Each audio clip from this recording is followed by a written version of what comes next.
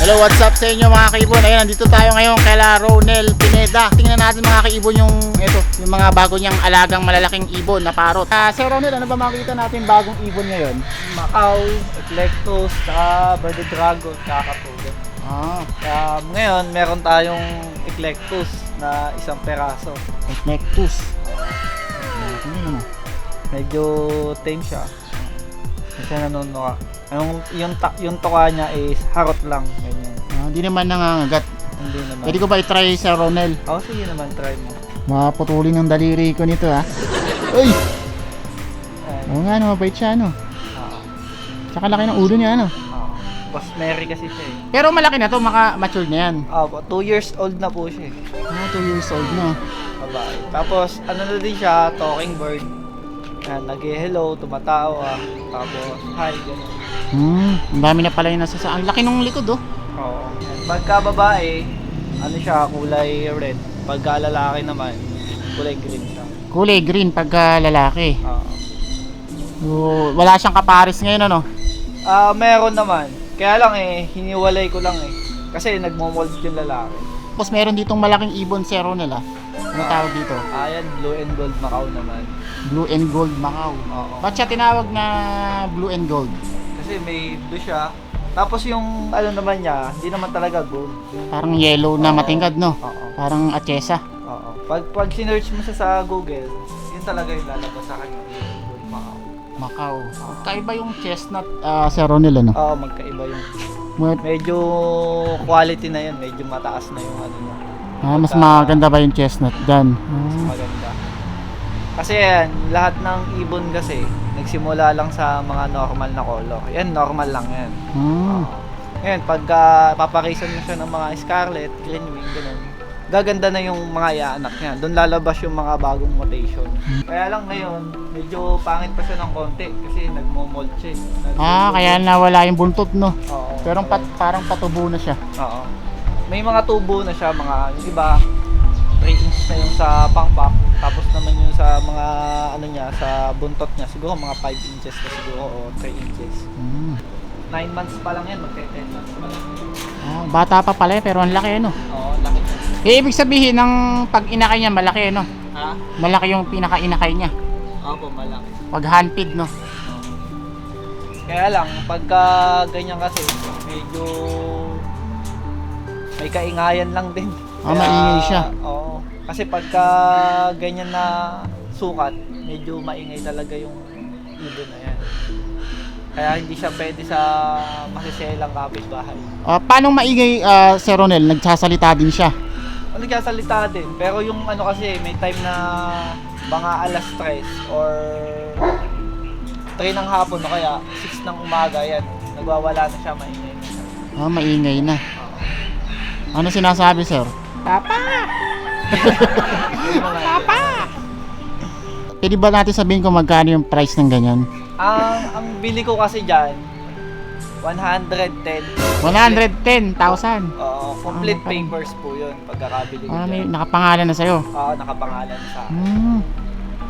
So pagka bumili ka ng kapares na, maglalaan ka na naman ng ganung presyo o mas mababa pagka babae? Hindi po, mas mahal pa yan. Mas mababa pa kasi yan dun sa nabilang ko. Kasi iba kasi nasa 120, 130 gano'n. Pero inakay pa lang po yun. Pero yung price po na sinabi ko, yun po yung pagkakakuha ko. Siguro po, yung iba naman pong nagbebenta, mas mababa po sa ganung price. Eclectus sir, magkano kaya yan? Pwede ba natin sabihin yung price niyan? Yung ganyan po kasing klase, yung ganyang kalaki na ibon na, yung mga matured na, mga nasa 2 years old na, ang presyo niyan, nasa 35. 35 ang bili ko dyan, complete papers po yun. Ngayon, yung papel niyan, sa akin din nakapangalan. Sa'yo din ano? Parang parang 3 punyor yung size niya ano? Pero mas mataba may pa. kalaki yan siya, parang nag-alaga ng medyo manok. Laki ano? Pero lakas siguro niya kumain ano? Oo, medyo may kalaki. Pero hindi naman, matipid sila kumain. Ngayon naman, ang pagpapakain kasi ng ibon, may mga technique yan para makatipid ka. Halimbawa, bumili ka ng gulay, yung mga pinagtalbosan mo, kaya ng tawag dito, mga kangkong, yung mga dulo nun. Diba, yun ang kukuha, yun ang harvestin mo, yung matitira. Pwede mong gayatin ng maliliit, pwede mong pakain sa akin. Yun pala kinakain nila, ano? Eh, dito kasi sa bahay, madami din naman prutas dito. May mga puno kami ng mangga, papaya, ganun. Saka ang pag-aalaga po ng ibon, para mas maganda, mas ma-enjoy nyo. Bandingin nyo lagi po. Lagi nyo hawak-hawakan, ganyan. Para nasusulit nyo yung pera nyo na ibigay. Kasi pagka yung ibon ay naka-display lang ganyan, para kasing natulog lang yung pera ko eh. Kasi hindi ko agad mabibreed kasi isang peraso lang. Eh, dapat talaga binabanding, ano? Oo. Kasi para nahawakan mo siya, ganyan. Tama. Kasi pagka bumili tayo ng hayop na naka-display lang na ganyan, parang tulog lang yung pera eh. Ang hirap kasi parang hindi mo ma-enjoy, makikita mo ng umaga, gano'n.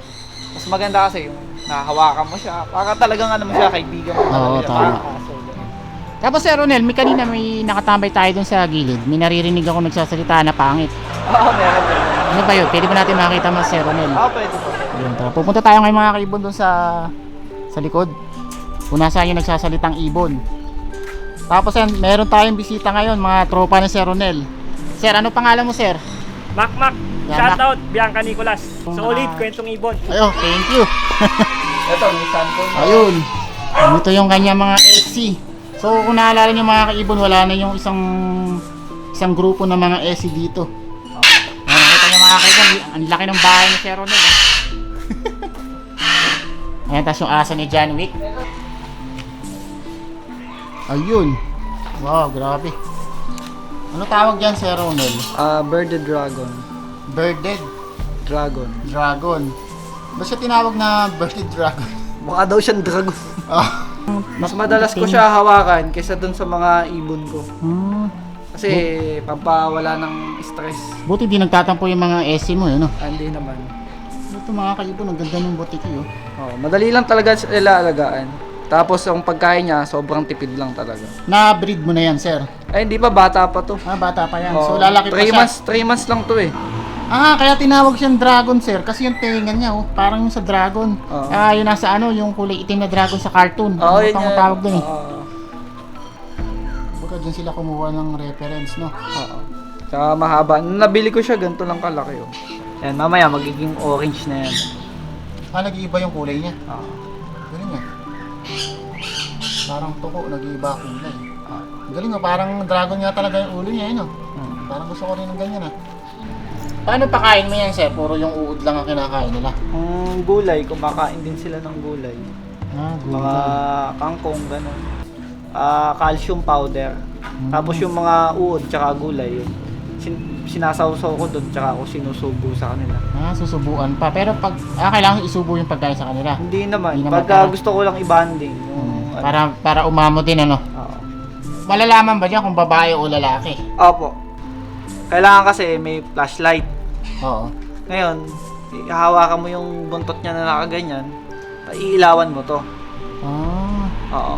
Ngayon, merong ano yan, pagka inilawan mo to, may lalabas na guhit dyan.